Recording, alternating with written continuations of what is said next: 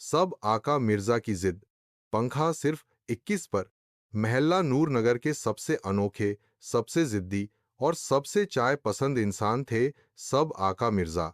इनकी शख्सियत का सबसे खास पहलू यह था कि वे जिंदगी के हर मसले का हल चाय और वे अपने स्वनिर्मित बुद्धि में खोज रहे थे। परंतु उन दिनों पूरे मोहल्ले में एक नई बहस छिड़ गई थी।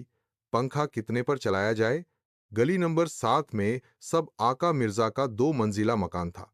ऊपर नीचे दोनों मंजिलों पर पंखे थे। वर सब आका मिर्जा का उसूल था, पंखा अगर एड़ी से ऊपर किया तो इंसान सुस्त और बिजली चस्त हो जाती है। बेगम मिर्जा बार बार समझाती, मिर्जा साहब, हीजी डिग्री गर्मी में हीजी पर पंखा चलाना जुल्म है।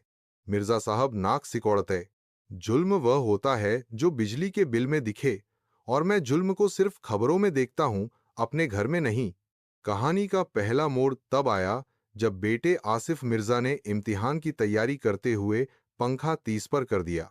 मर्जा साहिब ठीक उसी वक्त कमरे में दाखिल हुए जैसे किसी जासूस ने कोई राज पकड़ लिया हो।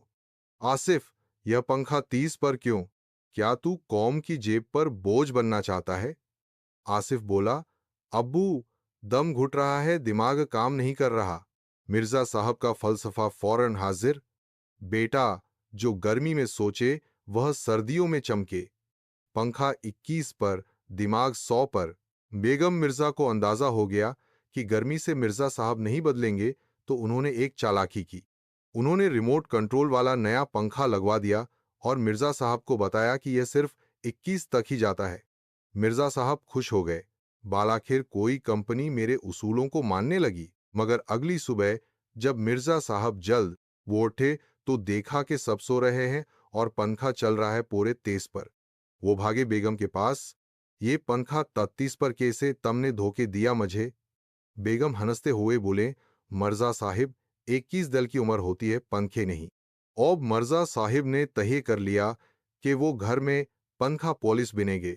एक छोटी सी डायरी खरीदी, जस पर लिखा पंखा निगरानी रजिस्टर। जिस दिन पंखा 21 पर रहता वो खुशी से स्टार बनाते, और जिस दिन किस मैंने तोसीक कर दिया वो सरख पेन से लिखते, आज कौम का बीड़ा घरक हो।